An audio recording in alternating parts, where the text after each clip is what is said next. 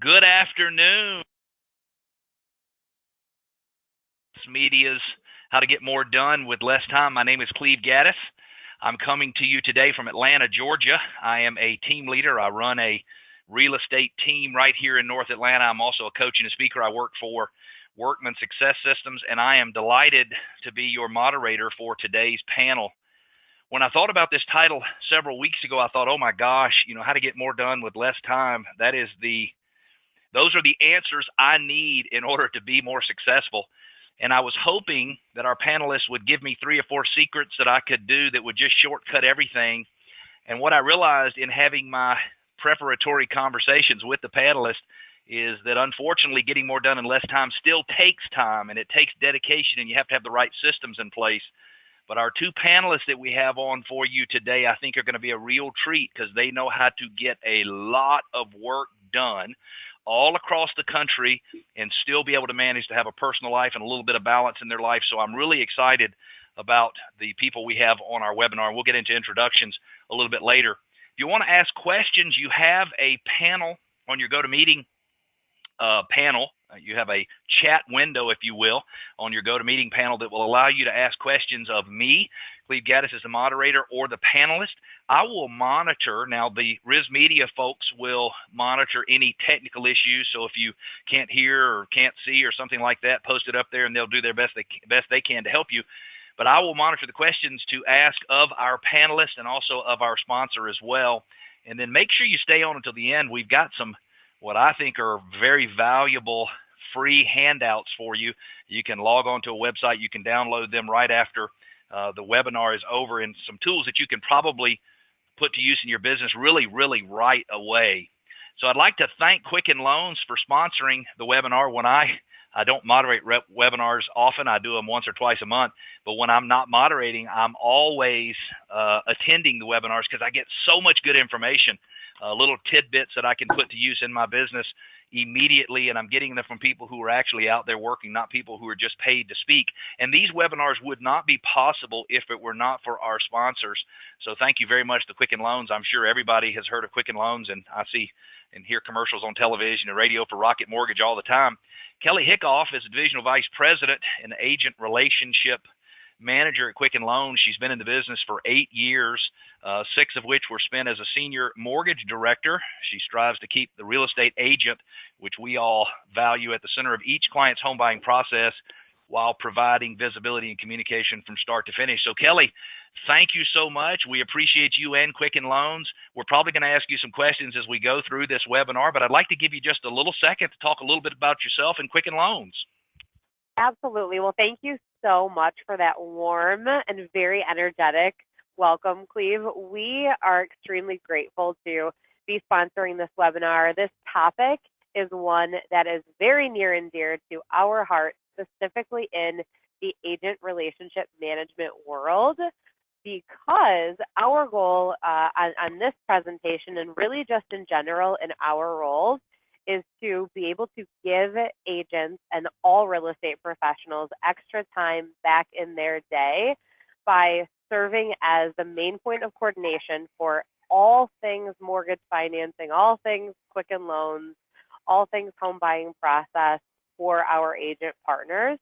And we really, we have a core value that we live by here that we like to say, and that's every agent, every time, no exceptions, no excuses. And what that means to us is that we like to be available 24/7, 7 days a week, always available to our agents so that we can help figure out everything on the financing side, and just be the easy touch point for agents so that agents can focus on their clients and our mutual clients and showing homes and learning about the market and doing all of those things that are important to the agent's success, and not having to worry about what's going on the financing side of things. So I love the topic. I'm honored to be on this call with our other panelists today who are amazing partners of Quicken Loans and have been amazing partners of ours for many, many years at this point. So thank you so much for having us and for allowing us to sponsor the webinar here today, Cleve. You are very welcome, and I know you manage a group of people throughout the country, have relationships all over the country, so I'll probably, if you're okay with that, pull you back in, get your thoughts on some of the things we're going to discuss. Let me back up for just a minute, everybody. I told you all to go through and post questions in the chat window, and that was a mistake. You need to post your questions if you want me to see them in the questions window, not in the chat window. I don't know why I said chat window, because that's not actually where they're supposed to be.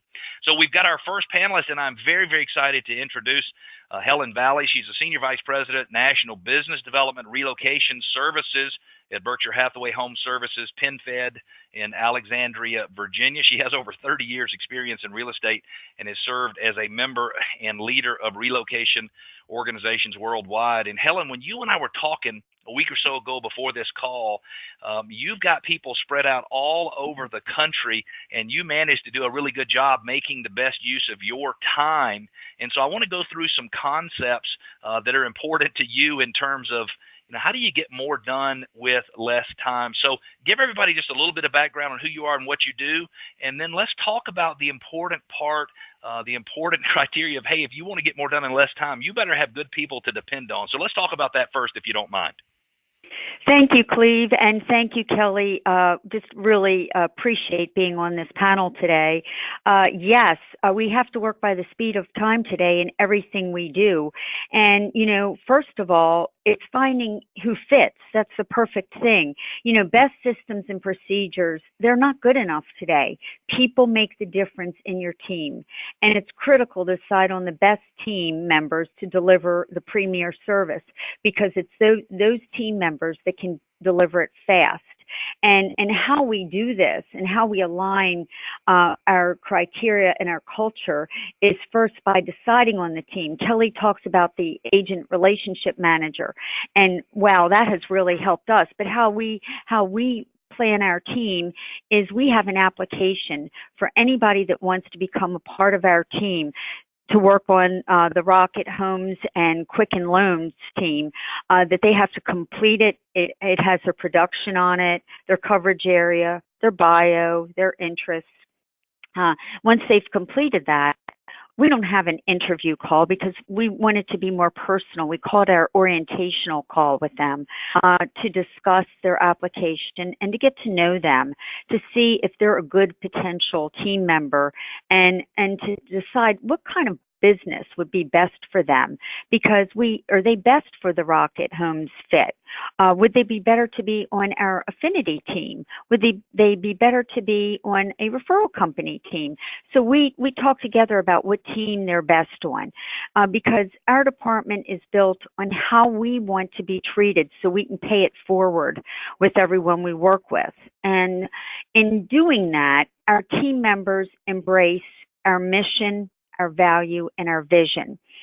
And I love what I do. So Helen, can I interrupt 1 second? And when sure. You're sitting there talking, I'm thinking to myself, okay, all right, this sounds good. And when I hire people, I want to hire the right people too. But the reality is sometimes we don't start to hire new people until we sort of have a hole, and then we kind of run around desperately trying to fill in the hole. Now, I believe everything you said, but how do you make sure that finding the right people, because I get that if you don't have the right people around you, you can't possibly have the ability to get some leverage and to assign stuff to people and have them do it. But how do you really make sure that happens within all of the pressure of the world? The one main thing that I look at is, yes, they have to have the skill set, but that is not 100% the most important thing to us. To us, It is looking for innovativeness, integrity, trying to pick out the honesty, their values. That's really what's important. And the true test of a team comes through challenging times. So we talk to them about where they've been before, what challenges they've met in their past workplace, and how they've overcome those challenges. Because to me, I've learned a lot about an organization and its culture. It's not part of it. The culture is the organization. And so to me, it's all those other things that are more important than the skill set, because the skill set can be trained with a lot of people. So we have really grown an awesome team on looking at all those other pieces, because before we were looking at skill, and now it's a combination.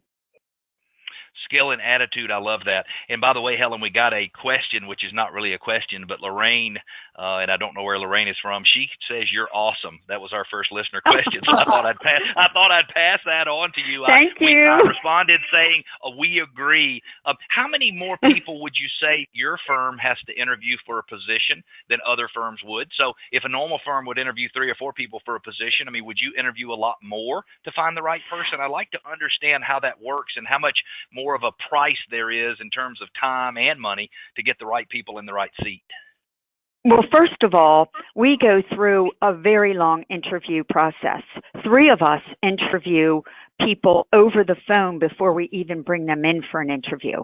Once they come in for an interview, they interview with one of our managers before they interview with 3 of us in a space. And usually before we hire, we'll probably interview at least 10 to 15 people. Wow. Okay, got it. And I would say normal companies might interview 3 to 4. So you're probably interviewing, 4 to 5 times as many people. But it certainly makes such a big difference if you have the right people in place. And that's one of the things that I'm going to try to take back and internalize in my business. As I talk to you and Jason, who we're going to introduce in about 15 or 20 minutes as our next panelist, it dawned on me that you're both in business models where the business flows to your company from a referral partner or a business partner. And as I thought, hey, we're going to be talking about this with brokers all over the country, and a lot of them can't even relate to that type of mentality, it dawned on me that, you know what, over the next 4 or 5 years, not only your company and my company, but all companies, we're going to become more accountable to the people who are giving us referrals. This is certainly not an advertisement for Zillow, but even Zillow, probably, I guess, the largest producer of leads out there in the country today, is starting to judge how the percentage of phone calls we answer and customer service scores after our first call, which means we're going to be accountable to outside parties. And so you do a lot of relocation business and mortgage referrals and things like that.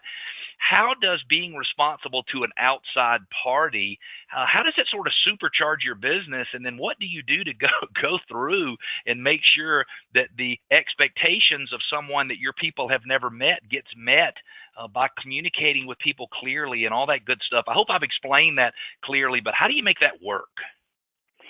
It's an amazing partnership. It's dynamic. And I can reference the partnership we have with Rocket Homes and Quicken Loans. We work with them all the time. And, what has to happen there is my department refers to our agents business that these partners give us, and we're accountable to deliver the service that they deserve every single day.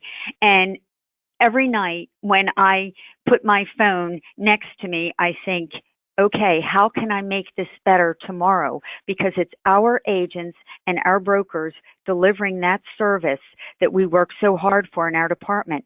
And we work together all as a team along with Rocket Homes and Quicken to deliver that service. Making sure this happens is a cornerstone of what we do every day in our training, in having one team of agents that deliver it, training them according to the Rocket Homes way and the Quicken way, and making sure that every day it gets better and better. So we have a plan of action every single day. We review all of our referral processes, our leads. We look at our conversion rate every single day. We have a dashboard, a system that we work, that we look at, okay, how many are we converting? What are our updates look like? And I can go through a little bit more of that with you if you would like me to. That's so very interesting. So, and I think this would be beneficial. So you can't be in all the different cities that where you manage people every day. Although as I talk to you, you were traveling all over the place, and I'd love to hear a little bit of how you manage your time when you do that. But you must have certain benchmarks, meaning, here's the percentage we're looking to convert. How do you manage all that? Because creating appropriate expectations and then managing to those expectations really has to be a way for you to leverage yourself and delegate and get more done with less time. Well, quality control is huge.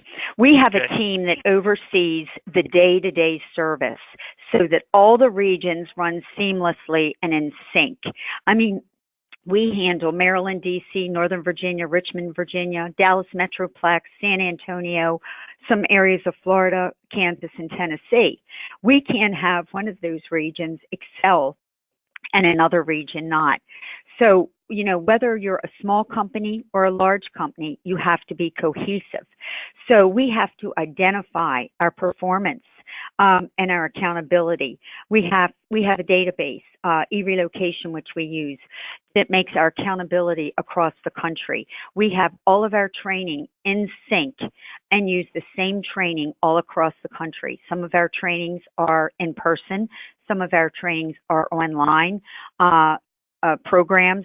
Some of our trainings are webinars, but they are in sync across the country. So if we train an agent in Dallas, Texas, or we train an agent in Alexandria, Virginia, they're going to be trained exactly the same to deliver the same service because our partners expect that.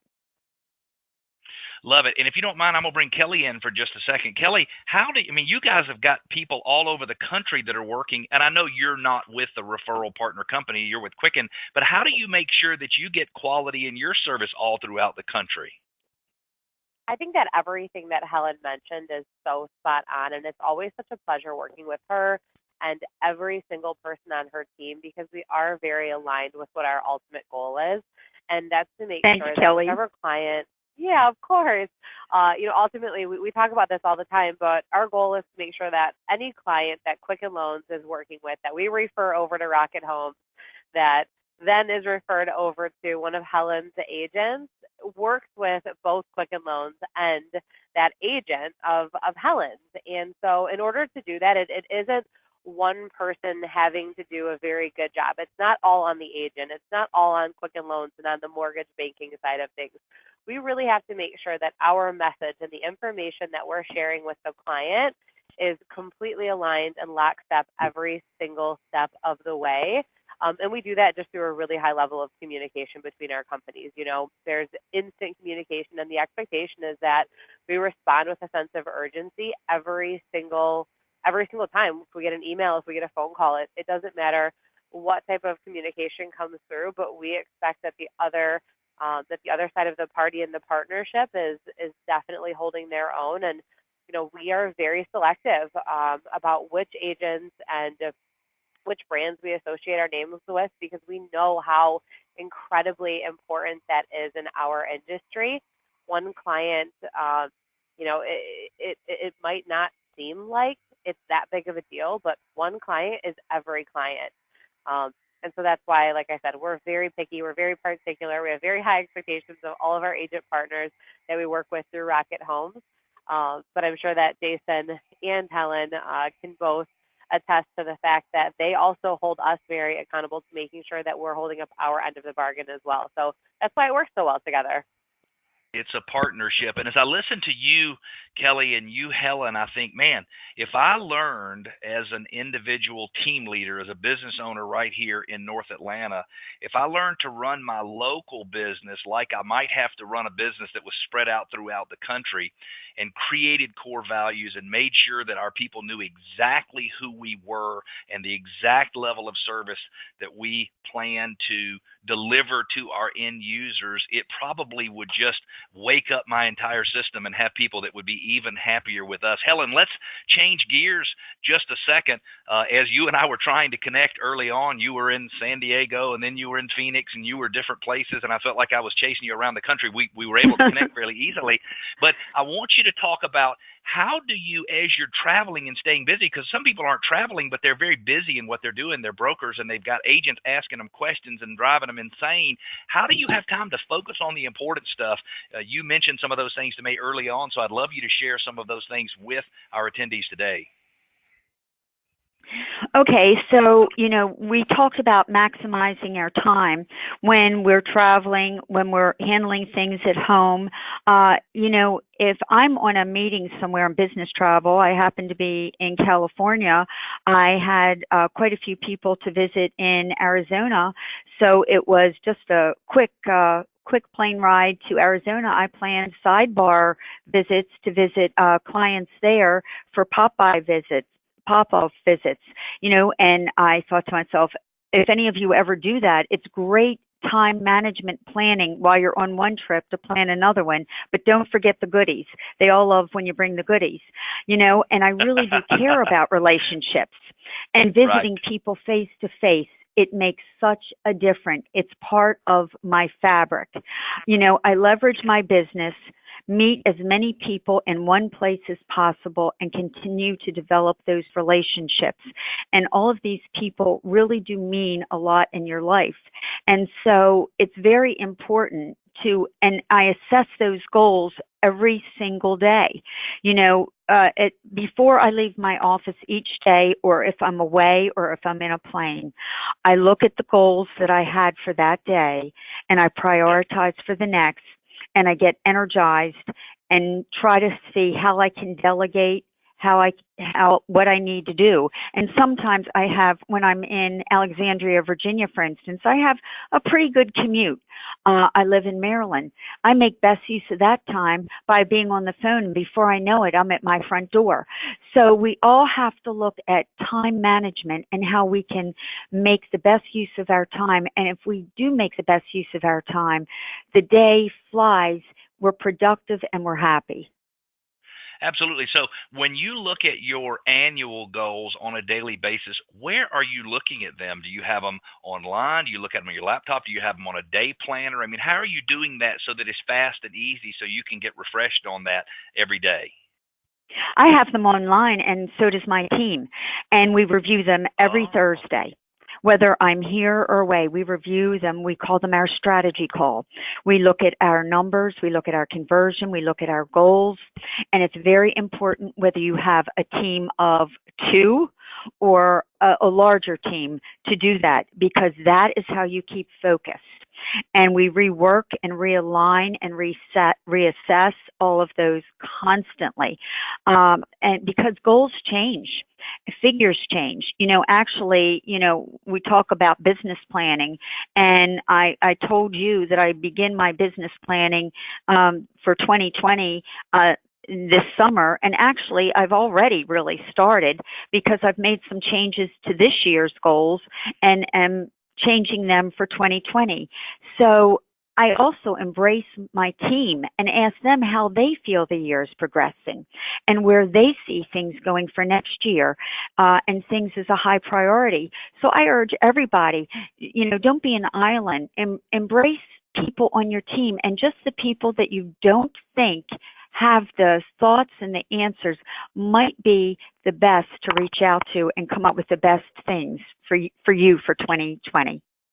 So a couple quick questions. If I was listening as an attendee, I might be thinking, hey, wait a minute, I hardly have enough time to get done what I need to get done. How on earth do you think I might have some time to do business planning for next year starting now? I think it's brilliant, and you probably have a really good reason. And then I want you to spend just a little bit more time talking about, when you say involve somebody, are you saying involve them in the plan, involve them in where we're falling short, where they think we need to improve? Talk about those two subjects, if you will.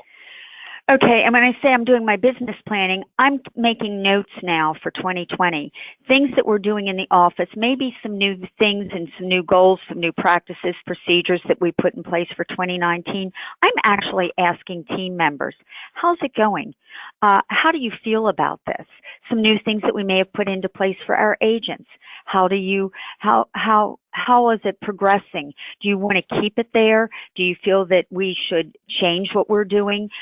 We're always changing what we're doing, because if you're not changing, you're dead. So we want to grow. And that is really what we focus on all the time. And asking our team members this consistently is really important. Not just working with your management, but working with your very important team members and your staff that are working day to day with your agents. That is your key, to find out from them how they really think things are going, because they'll give you more answers than you think, and to keep that list going. And that's how you build your 2020 business planning. So it sounds to me like you're really doing your preparation for 2020. You're actually writing your plan now, but you're putting things in place so that you put them in place now so that when you get to 2020, you don't start from scratch. You've really got most of the things that are that were designed to cover problems. You've got them handled. Hey, let's talk a little bit, and we've talked about managing people all over the map, but I'd like you to talk specifically about how you identify areas that need improvement and then how you meet with teams on a regular basis. And then our next slide is going to be addressing performance problems, which I think everybody on this phone can totally relate to. So let's talk about those three subjects. Okay, and adopting operational procedures and systems, we talked about that a little bit, Yes. and working with our teams and WebEx and strategy meetings to grow, to improve, and delegating. I've got to tell you one thing in developing procedures and systems, it's very important for them to be concise, for them to be relative to what you're doing and not to have too many, not to change them too much, and to keep in mind that too many meetings are not productive. You've got to do the work and not, if you meet too much, you don't get anything done. So I'm so sorry to interrupt, but with your people all over the country, once a week, do you meet with them via WebEx, or how often are you meeting with them? We have a meeting every Thursday with them. Okay. For 1 hour every Thursday. 1 hour. Because you have to interact. If you don't interact with them, that isn't the only time we talk to them. They'll pick up the phone, they'll call us, they'll text us, they'll email us. We're always interacting with them. But as a team, we interact once a week because that's very important to have that team interaction.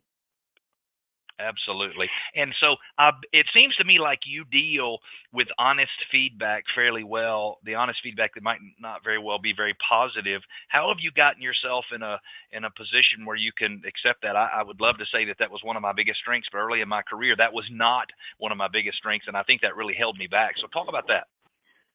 Well, actually, mistakes actually accelerate our timeline for success.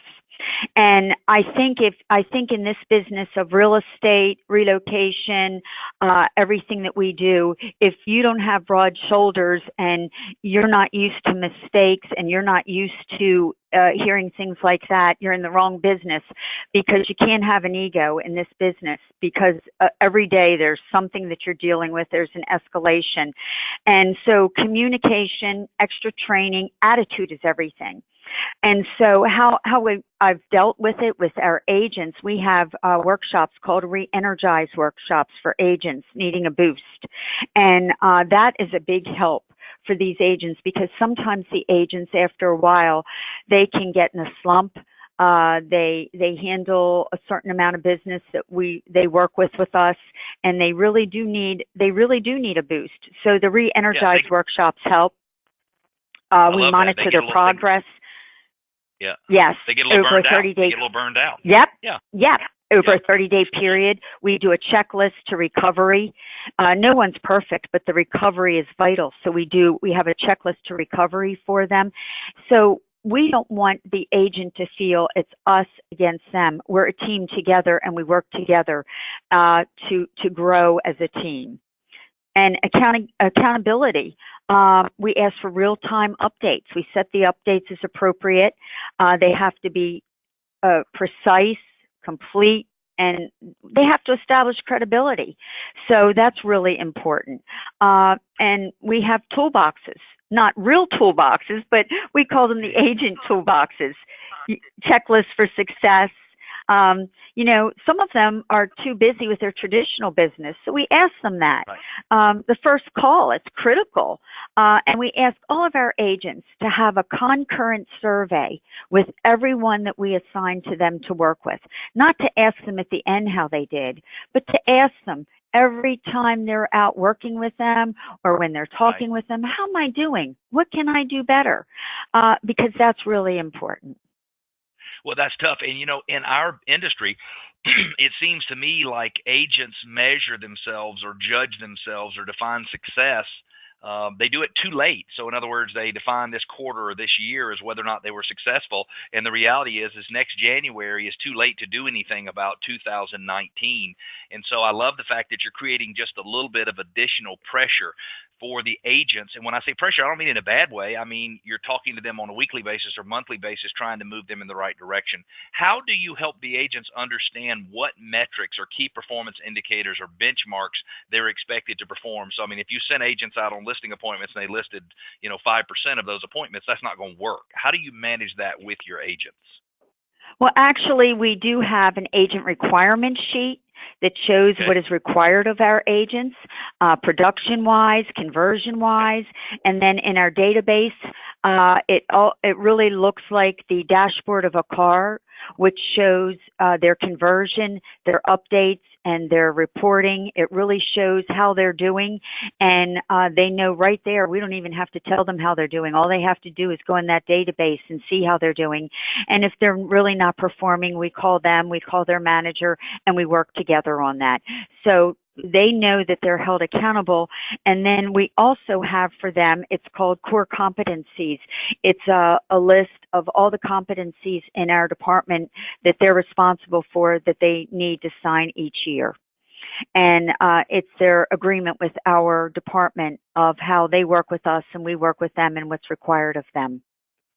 And it sounds like there's full transparency. So the agent knows in real time, you know in real time, maybe your referral partners or your clients know in real time. And I think all the attendees are going to hear that that's a common theme between what you're doing and what our next panelist is doing. Helen, thank you so much. You are a wealth of information. I have enjoyed listening to you all over again. Any final thoughts you'd like to share? Well, yes, I just want to say how much I appreciate you. I appreciate Kelly and the whole Quicken Loans team, Rocket Homes. They are wonderful. They're just fabulous partners, and I think Jason Mitchell is just about the best. I want to say that we live by three things here. We are the gorilla glue, and these are the three statements we live by. Listen, it is not about you. Attitude is everything, and communicate, communicate, communicate. Love it. Helen, so thank you so very much. You're welcome, and you gave a great introduction for Jason, but he's the president of the Jason Mitchell Group in Scottsdale, Arizona, although I think he happens to be in Florida. Today, he founded the Jason Mitchell Group in 2006 and has achieved, listen to this, $2 billion in sales volume in Arizona. And in 2017, he was awarded the Arizona Big Media's Arizona's most influential millennial. I like that. Jason, welcome, and we appreciate you taking your time to be a panelist on today's webinar. Well, thank you, and thank you to everybody who joined today. Thank you. So let's jump in and let's talk. Tell everybody just a little bit about your business, because you're really a team, but you have a very different model.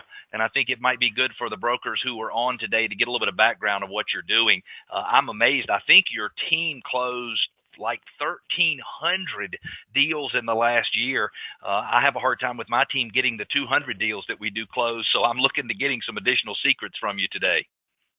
Well, I can tell you that my job is so funny. Helen is, first of all, she's amazing. She was so welcoming. We were just together in Detroit. We had such a good time, and just a really good group of people. And but what she described is truly basically how my day-to-day is. It's accountability within yourself. Make sure that the people that you're trusting, the partners that you put in front of them, are doing the necessary things in order to continuously improve and to provide the numbers that we have to do. And so accountability within, having great systems, great processes, great training is one thing, and it is important. But man, she hit the nail on the head, and it's constantly finding new talent and hanging on to great talent in order to move forward, in order to make sure that your business is heading in the right direction, and also again just being responsible to the partners that you get to work with. And Rocket Homes is our #1 partner, and I've been part of the Rocket Homes and Quicken Loans family of companies now for almost a decade. So it's been an honor, so that's my day-to-day, is just making sure that we can recruit good talent, great agents, stay on point, continue to improve our systems, and continue to lead by example to our agents. So I didn't plan to talk with you about how you acquire good talent, but any little tidbits you'd like to share before we move into our first topic about what your company might do to, number one, attract the best agents or the best administrative assistants or marketing people or whatever, and then some of the things you do to make sure you can hang on to them? Because as Helen was talking, I was thinking, wow, if she provides such a good environment and she hangs on to people a lot longer than most businesses does, that gives her some significant leverage and allows her to get more done in less time right there. So I assume you have some secrets you could share on that subject. Well, I will tell you this, in my opinion, you have to give agents something that they can't get anywhere else, to where once they're in your ecosystem, they can't leave. And what I mean by that is most teams work as a broker. And what I mean by that is a lot of teams want to just teach culture, and they want to do training programs. And so they bring on these agents and they lead by agent count and not by business. And I think that's probably the biggest mistake anybody can make as a team leader, because that leads to high attrition, and it also leads to constant recruitment and constant retraining, where that's more the broker model, right? I mean, broker model is recruit agents, capitalize on transaction fees, monthly fees, splits if you have them, right, and let's provide our setup. On the team model, you have to give them more. And so for me, what we always say is there's no way that anywhere else in the country you can get tech, brand support, but also have the opportunity to close more deals than anywhere else. Our arbitrage is 4-to-1, and it's done purposely. And what I mean by that is, for every 4 team-generated deals we do as a team, we get 1 back in exchange on average for our agent. And I set it up that way on purpose by leading with business and lead flow, and not by leading with agent count.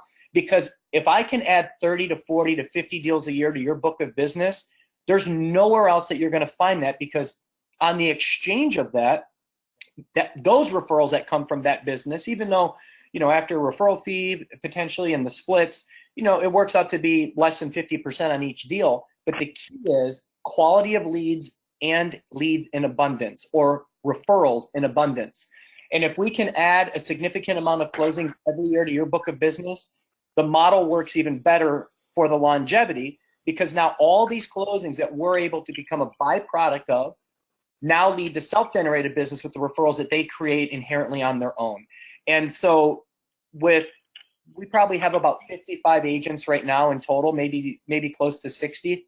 And we're on pace this year to do 600 million in sales with only 55 to 60 agents. And so it's because we have low attrition, because we don't lose agents, because again, going back to what we can provide them, so we don't constantly have to train and re-up. We're going after new marketplaces and proving our model in different marketplaces where it works. So, and obviously Rocket is a massive, massive part of that, and we have to perform.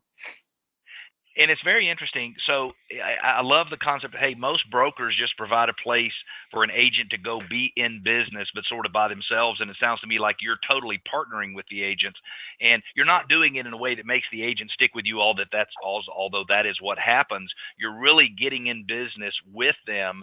And I'll bet as you retain people longer, you notice that their conversion rates get much higher, and your ability to leverage yourself and get more done in less time because you have agents who've been there longer, it has to make a big difference in your bottom line. Am I right? Absolutely. And we're a machine, just like Helen said, with training and whatnot. Everything's specifically set up. So we onboard once a month, and we'll onboard X amount of agents. We'll take them through what we call our network certification process, which is where they get trained up. They have to take tests and pass, and then we train them on our technology. And then after about a month or so, we'll slowly start letting them work some leads. And so we don't just jump right in and say, hey, here's a handful of leads, good luck and close them. We find that it's very important to not leave people on an island. And so in our back office is where they can find all the necessary docs, information, training videos, I mean, you name it, so they can constantly train and train. So for me, it's my job again is to go out and find more talent and recruit more talent and be on the road a lot now, because our systems and processes take care of a lot of that stuff. And so the efficiencies of what we're doing have really become critical to us and our growth. And so, you have to have a process in place. Otherwise, I mean, you're just working in chaos, and you'll never get anywhere. And I'll tell you, and I know Helen would attest, it doesn't happen overnight. It takes a long time to build a process, and then you have to prove the model, and then you got to have agents that love the model, and then you got to grow it and scale it. It is a process, but to anybody that's on the call, I started with myself, and at the end of 2010, beginning of 11, and Okay. I hired an assistant, and then all of a sudden, you turn back and you're like, wow, this was pretty great what we've been able to create, but it does take time. But the key is it can be done, and you don't have to have a massive team, but efficiencies have to become part of your process. Otherwise, you'll never scale. I mean, you can't do it. Yeah, I know we need to get into specifically how you manage your leads and how you make sure we give higher quality service, which is our next topic. But I'm curious as to, so describe quickly, if you can, the process that you use to onboard and train new agents. And I know you have a program, and it sounds like a good bit of it is online. But I want to know what you're doing specifically. Maybe I can copy it in my world. Well, so we have what's called there's a number of different things that are involved in it, but best practices, for example. So let's take Rocket Homes as one of them. There's better ways to close deals than not. And so we know that speed to lead is important. We know that connecting and creating that relationship with the loan officer at Rocket Homes is critical, to where when we make those calls, we say, listen, Nathan Ricky's one of the best you're going to find, and we're going to enjoy working together because we close so many deals with them, and creating that synergies between loan officer and agent as well is critical. So that's part of it. So we train videos on best practices, how to close leads properly, and then we do training on tech, and then it's all through a system called LearnDash. And so we can see when everyone's watching these, and then we do our live trainings as well in their second week. We also have protocol training. Is that something you created, or is that a third-party software? And did you say it was LearnDash? Is that the name of it? Correct. That's a third party. So we just put all of our content on there, and then from there, they can watch the videos, get the quizzes, and whatnot. So that's just part of the onboarding process. I love that. So you're even testing them after they learn a subject to see if they actually learned it. Well, you have to, and you have to pass. And so, that's just part of it. But you have to go through what we call, once a month, we host what we call a lead symposium.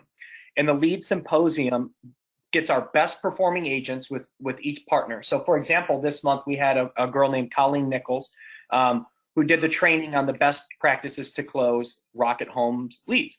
And so, because the majority of our agents do get Rocket leads, it's great because now they can sit there and learn, oh, okay, maybe I'm not saying this, or, when you're touring them, or when you're closing them, or whatever the case is, they're hearing it from somebody that's having a lot of success. And so, those best practice training, our lead symposiums that we do are really, really great. Yeah. So Trello. when you and I were talking, when you and I were talking a couple of weeks ago, we talked about you taking your model and expanding to different cities, and I'm thinking, oh my gosh, if my business was set up where I could pick it up and plop it down somewhere else, it would be great. And so you talked about how you create workflows that you can duplicate everywhere else. So talk to us about your workflows, what software you do them in, and when you say you got to look for scalability, talk to us about what that means, because I don't think a lot of us think that way.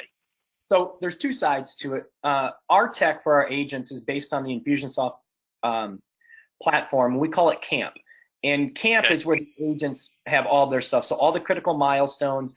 The minute a lead comes in, we instantly distribute. A text goes to the client, introducing them to the agent, letting them know that they'll be reaching out shortly. But if they want to get the process started via text, that's fine too.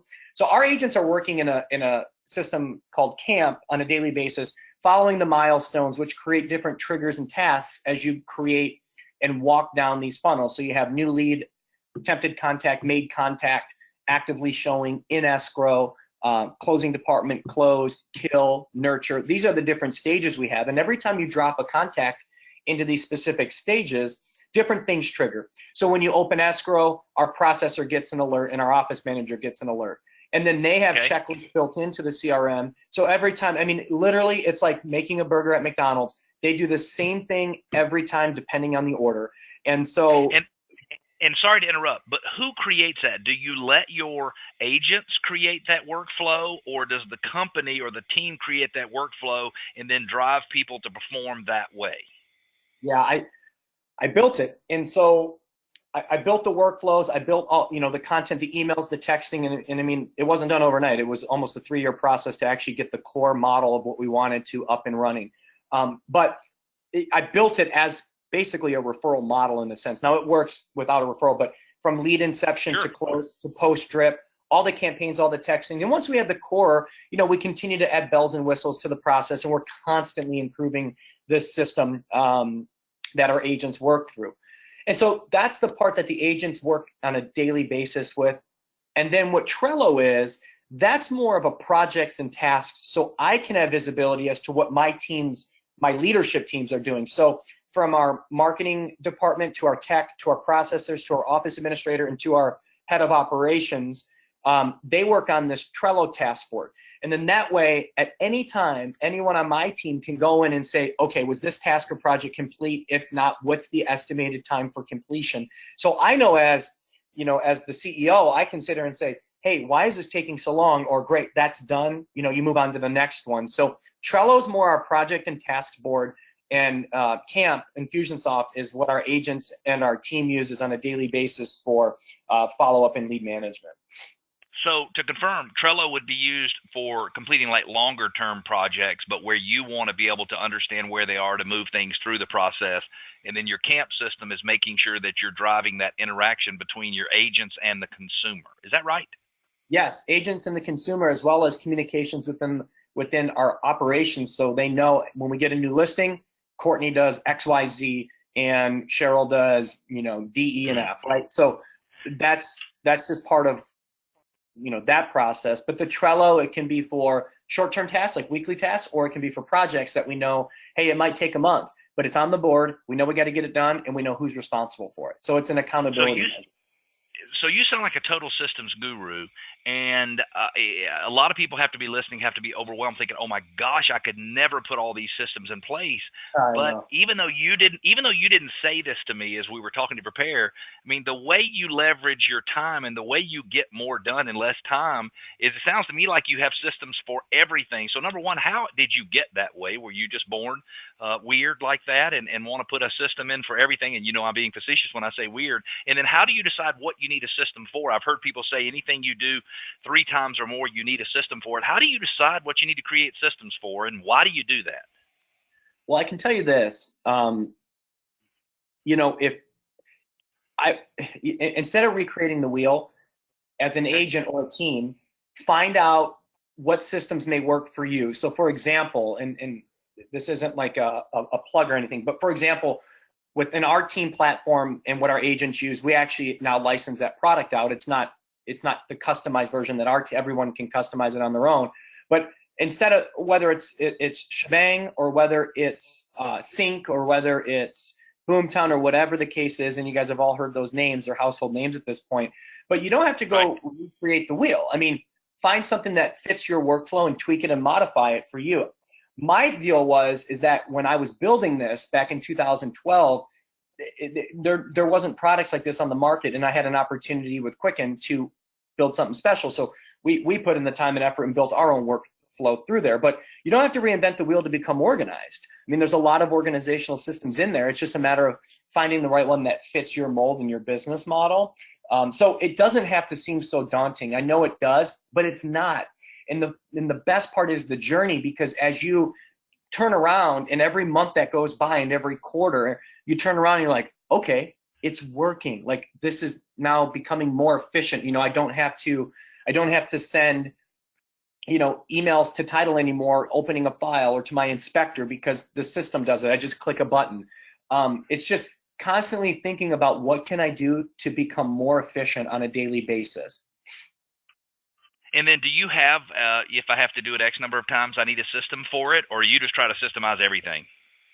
Well, the best part of real estate is it's the same transaction time and time again. So whether it's 10 million or 10,000 on a purchase, it's the exact same process. And even state by state, it's the exact same process. Yep. So basically, you're right.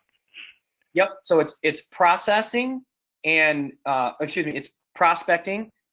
That's staying in front of people with drips and emails and texts and everything else, and making it a tactful approach and making it easy for them to get back hold of you, whether it be click buttons or fix your funnel, texting back.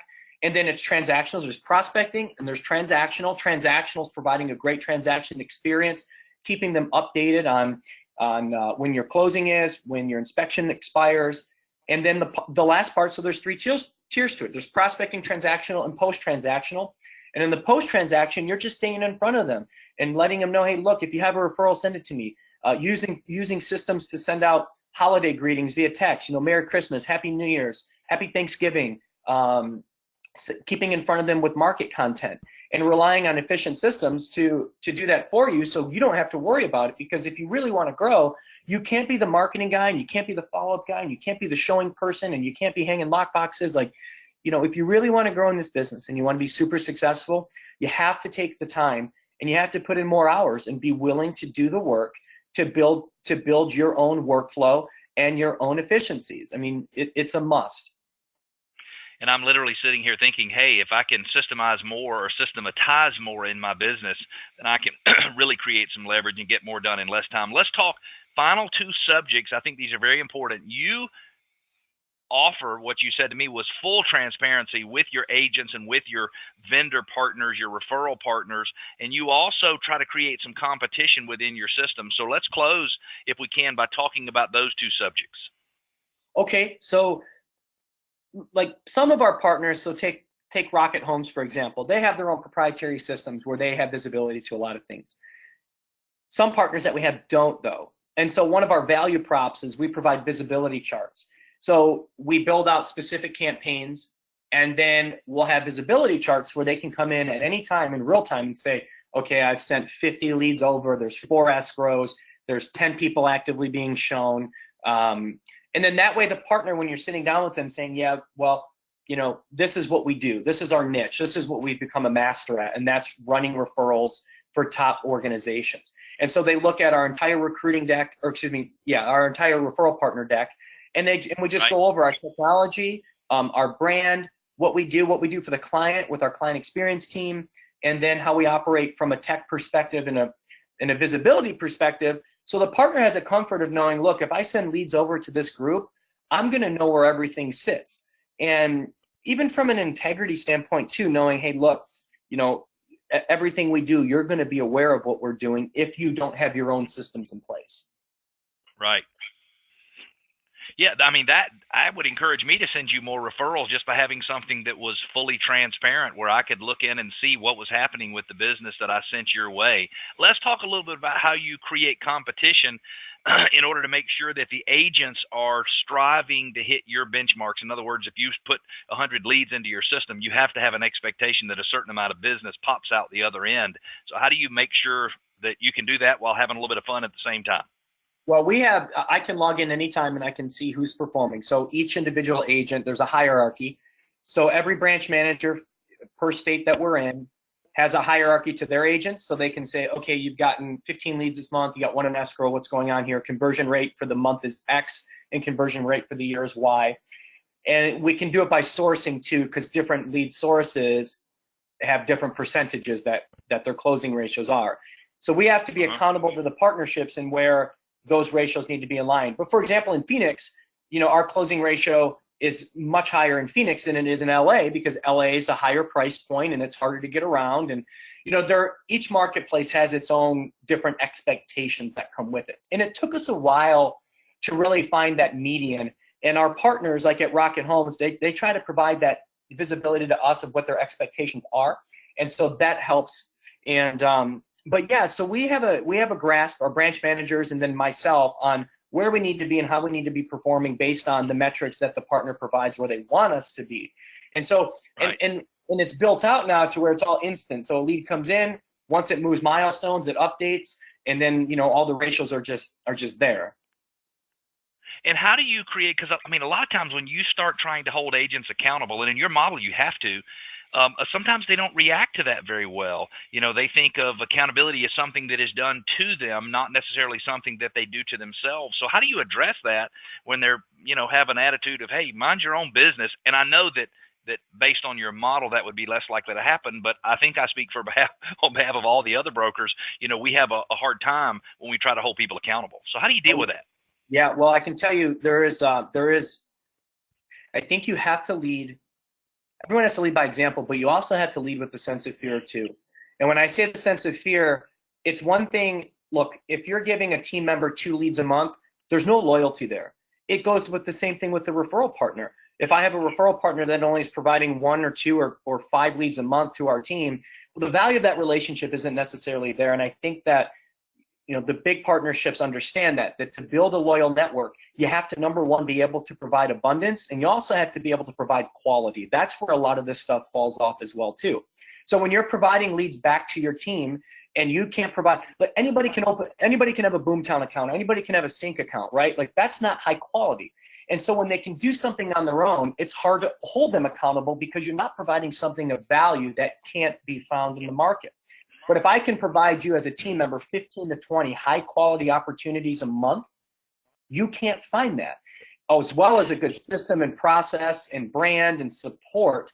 Then if I take that away from you and I take 3 to 4 closings a month away from you, that would really impact your business. And so I want to be able to provide enough value to where if I took it away, it would hurt. And by doing so, you can lead with an iron fist because no one wants to be removed, right? So I think it goes back to quality and abundance more than anything. And that's how you build a great referral partnership, and that's how you build a great team. Giving something to somebody that they can't find elsewhere is critical. And I took that as you have to provide me something that I'm afraid to lose, and I know I'm just restating what you did, and then there's balance in our relationship. And what an interesting concept where over the last 20, 30 years, you know, the brokerage models have really gone the other way where it's really agent-centric and the broker's not doing a whole lot to tie that agent to the brokerage. So great information. Do you have, Kelly, any thoughts about sort of transparency and accountability, any creative ideas before we go into kind of closing up and talking about where all of our free resources are? I just love everything that Jason had just mentioned about being able to provide value to his agents, and that being something that allows him to be so successful and to really have grown and scaled his business in such a short amount of time. And I think that, you know, it's something that at Quicken Loans, I don't know that I'm using the exact right word I should be, but take for granted because we are such a successful organization with all of these different technologies that are readily available at our fingertips to track the production and success and day-to-day metrics of every single person that works here. And as Jason was just talking, it really made me think about starting this from scratch and how difficult that would be to grow such a successful organization in such a short amount of time. So I just want to give him kudos for that because I think it's really eye-opening to, you know, what is truly possible when you do focus on transparency while also holding people accountable. And what I got from both Jason and Helen is the only thing that creates leverage and the only thing that really helps you get more done in less time is to create a system for everything. And I know as I was growing up as a team leader and a broker, I used to think, hey, if people just thought like me, everything would be fine. I know that's not true because I have weird thoughts about all kinds of stuff. But the reality is if I create the system, put the system in place, have repetition of things that I know are working, like Helen with her meetings with people all over the country and the way she's recruiting, and Jason, the way he's holding the agents accountable for doing everything they need to do and move forward in a timely manner and giving them the system to follow, I know that I could create a significant amount more leverage in my business. People always ask, how do you get, if you want a copy of this recording, everything was recorded. You'll actually get an email later tonight that'll have a link to the full video so you can actually get the recording and you can go back and listen to it at your leisure. And then we've got some free giveaways. Since we were talking all about basically how to get more done in less time, I thought it'd be good to share 3 different handouts with you. Number one, we've got 12 critical steps for time and life mastery, just things you should remember on a daily basis that will help you have a little bit more time, like saying no. We've got something from the Workman Success Systems training program called Daily Success Habits, which is a form that we use to help agents judge themselves. We believe that accountability equals love and that we hold people accountable when we're closest to them and we love them the most because we tend to hold our children accountable most often. And what happens is agents who are measuring their success on a monthly basis, it's too late and they need to manage their success on a daily basis. And so this gives them the opportunity to earn a certain number of points. And if they earn this number of points on a daily basis, we believe that the end result is 24 closings a year will happen as a result of that. And then I'm also sharing with you our first 14-day buyer specialist onboarding plan.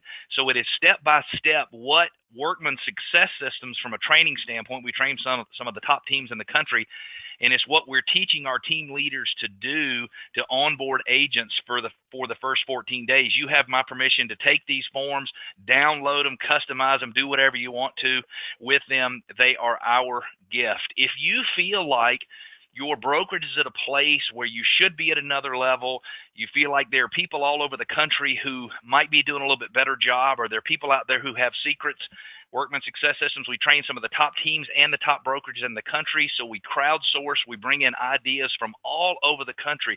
Century 21, Caldwell Banker, Keller Williams, Remax, whatever it is, and we put all these systems together. So if you're interested and you'd like to have a conversation with us about how we might be able to help take your business to the next level, you'll find a link when you go in to download the resources, or you can just look up Workman Success Systems online. I'd like to say a big thank you to Kelly and to Quicken Loans for sponsoring today's event. Helen, you were awesome. Thank you so much for taking your time to be a guest. And Jason, we appreciate your time as well. All of you attendees, I wish you much success over the next few months and all throughout 2019. And I hope you learned something on today's call that you can implement in your business right away. Take care. Thank you all very much. Very much appreciated. Thanks, guys. Thank you.